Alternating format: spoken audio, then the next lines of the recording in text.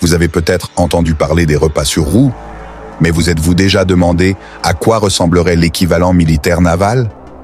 La marine américaine a officiellement porté les repas mobiles à un tout autre niveau. Chaque jour, un porte-avions nucléaire américain en mission doit fournir 3 repas par jour aux 5000 marins affamés qui considèrent le navire comme leur maison. Le processus qui en résulte est un incroyable exploit d'ingénierie culinaire. Si vous faites le calcul, pas de panique, je vous épargne les gymnastiques mentales. Cela représente plus de 17 000 repas, 7 jours sur 7, 365 jours par an. Comment est-ce possible, vous demandez-vous? Découvrons-le ensemble. On dit que le chemin vers le cœur de quelqu'un passe par son estomac. Cela s'applique certainement aux marins affamés de la marine américaine. À bord du porte-avions le plus commun de la flotte, un navire de classe Nimitz pesant 100 000 tonnes. Un équipage moyen de 5 000 à 6 000 marins passe des mois en mission, travaillant, dormant et mangeant à bord de cette véritable ville flottante. Que vous soyez occupé à récurer le pont d'envol, à piloter un FA-18F Super Hornet, à entretenir le réacteur nucléaire ou à superviser l'opération des câbles d'arrêt, les besoins élémentaires de cet équipage sont véritablement colossaux. Nourrir des milliers de personnes dans un espace relativement restreint nécessite un effort logistique titanesque. Pour un jour normal, l'équipage d'un porte-avions peut consommer plus de 700 kg de poulet, 600 litres de lait, 30 caisses de céréales et 160 kg de laitue, selon le maître principal Naomi Goodwin, responsable de la préparation des repas des officiers à bord d'un porte-avions. Les porte-avions, qui peuvent passer des mois en mer, épuisent souvent leurs denrées périssables comme les fruits et les légumes avant la fin de la mission. Pour compenser, ils embarquent autant de produits frais que possible au début d'une mission. Une fois les aliments frais épuisés, les conserves et les aliments secs prennent le relais. Pour maintenir le moral, l'équipe de ravitaillement est régulièrement en contact avec des distributeurs en gros qui réapprovisionnent les stocks lorsque le porte-avions approche d'un port. Lorsqu'un navire de guerre de la marine américaine doit se réapprovisionner en mer, il utilise un processus appelé ravitaillement à la mer. La méthode la plus courante consiste en un ravitaillement connecté parallèlement, où un navire de ravitaillement s'aligne avec le porte-avions à la même vitesse. Une fois en position, les 2 navires sont reliés par un câble, permettant le transfert de palettes lourdes chargées de nourriture, courrier, carburant et autres fournitures. Les palettes chargées de denrées, comme des ananas, des tomates, des pommes, des oignons et des pommes de terre, sont stockées dans les unités de réfrigération du porte-avions. Ces unités, équipées de filtres à éthylène pour prolonger la durée de conservation, se trouvent souvent à plusieurs niveaux sous la cuisine.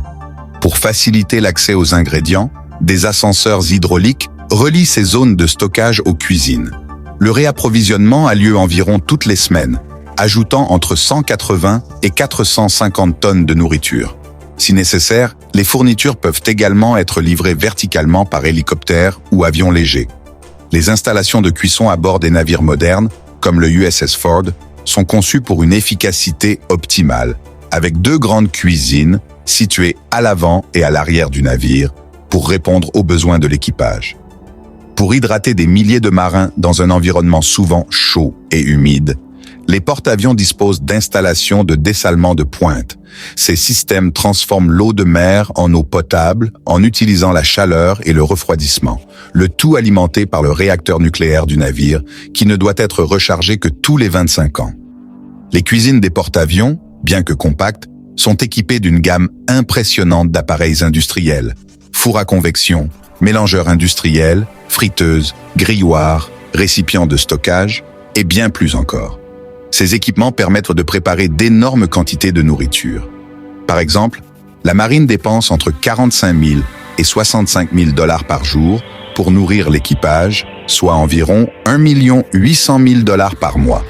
Les repas sont préparés par une équipe de 93 spécialistes culinaires qui suivent un menu rigoureusement planifié sur 15 jours.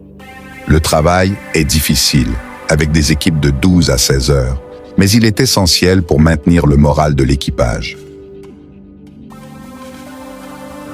Des repas spéciaux, comme le Taco Tuesday ou des grillades mongoles, sont souvent organisés pour rompre la monotonie.